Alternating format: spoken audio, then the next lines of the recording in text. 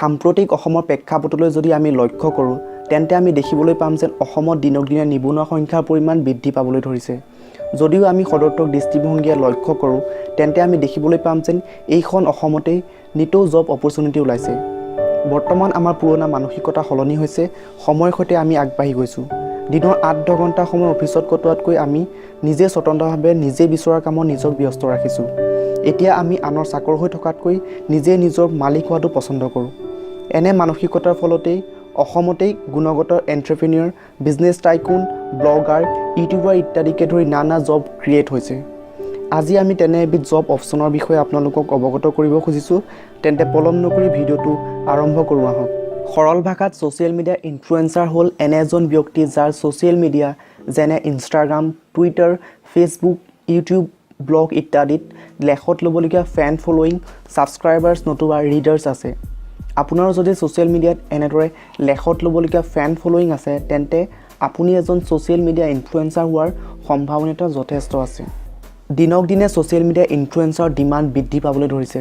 মই মাত্ৰ এটা কথাই ক'ব খুজিছোঁ যে এজন ছ'চিয়েল মিডিয়া ইনফ্লুৱেঞ্চাৰে পাৰ পোষ্ট অনুসৰি $200 পৰা $500 পৰ্যন্ত চাৰ্জ কৰিব পাৰে। ছ'চিয়েল মিডিয়া ইনফ্লুৱেঞ্চাৰ হ'বলৈ হ'লে আপুনি একোটা নিজ বিচাৰি উলিয়াব লাগিব। নিজ হ'ল আপোনাৰ বিষয়বস্তু, আপুনি কি বিষয়ত টাৰ্গেট কৰিছে। এই নিজ আপোনাৰ ফেশ্বন, টেকন'লজি, মাৰ্কেটিং, এণ্টাৰটেইনমেণ্ট ইত্যাদি বহুত ধৰণৰ হ'ব পাৰে।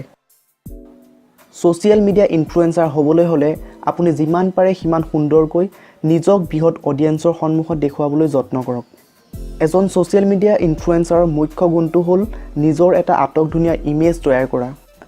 আপোনাৰ ইমেজৰ ওপৰত ভিত্তি কৰিয়েই আপোনাৰ ওচৰলৈ এডভাৰটাইজমেণ্ট আৰু ব্ৰেণ্ডৰ অফাৰ আহিব। ছ'চিয়েল মিডিয়া ইনফ্লুৱেঞ্চাৰ হ'ব বিচাৰিলে আপুনি আপোনাৰ ফ্ৰেণ্ডসমূহক এংগেজ কৰি ৰাখিব লাগিব। তাৰ বাবে আপুনি দৈনন্দিন নিজৰ ইনষ্টাগ্ৰাম, টুইটাৰ, ইউটিউব ইত্যাদি পেজত আপডেট দি থাকিব লাগিব যাতে আপোনাৰ অডিয়েঞ্চসমূহ এংগেজ হৈ থাকে। এজন ছ'চিয়েল মিডিয়া ইনফ্লুৱেঞ্চাৰে মূলতঃ টকা উপাৰ্জন কৰে এডভাৰটাইজমেণ্ট আৰু ব্ৰেণ্ড প্ৰমোশ্যনৰ দ্বাৰা। ধৰি লওক আপোনাৰ ছ'চিয়েল মিডিয়া পেজৰ নিজ হ'ল টেকন'লজি।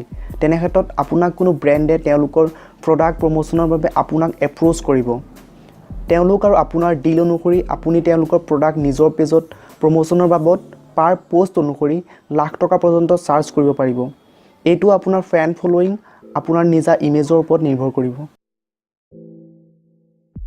এজন ছ'চিয়েল মিডিয়া ইনফ্লুৱেঞ্চাৰ হোৱাৰ কোনো বয়সৰ সীমা নাই। যিকোনো বয়সৰ লোকে ছ'চিয়েল মিডিয়া ইনফ্লুৱেঞ্চাৰ হিচাপে কাম কৰিব পাৰে। কিন্তু এই ফিল্ডটো বহুত ৰিস্কি হয়। আপুনি ভালদৰে ডেডিকেটেড হৈ কাম কৰিলে ছাকচেছ নিশ্চয় হ'ব। কোনোবাই যদি এই কামটো নিজৰ চাকৰি বা জব এৰি কৰিব বিচাৰিছে তেন্তে ই বৰ ৰিস্কি হ'ব। মই ভাবোঁ যে আপুনি ছ'চিয়েল মিডিয়া ইনফ্লুৱেঞ্চাৰ কামটো প্ৰথমতে পাৰ্ট টাইম হিচাপে আৰম্ভ কৰক। যদি আপুনি ভাবে আপুনি সফল হৈছে তেন্তে আপুনি full time social media influencer হিচাপে কাম কৰিব পাৰে। ছ'চিয়েল মিডিয়া ইনফ্লুৱেঞ্চাৰ সম্পৰ্কত আপোনাৰ যদি কিবা সন্দেহ আছে নতুবা ছ'চিয়েল মিডিয়া ইনফ্লুৱেঞ্চাৰ সম্পৰ্কে আৰু অধিক জানিবলৈ আপুনি আমাৰ পৰা আৰু ভিডিঅ' আশা কৰে তেন্তে কমেণ্ট বক্সত উল্লেখ কৰক নতুবা আমাক ইমেইল কৰক।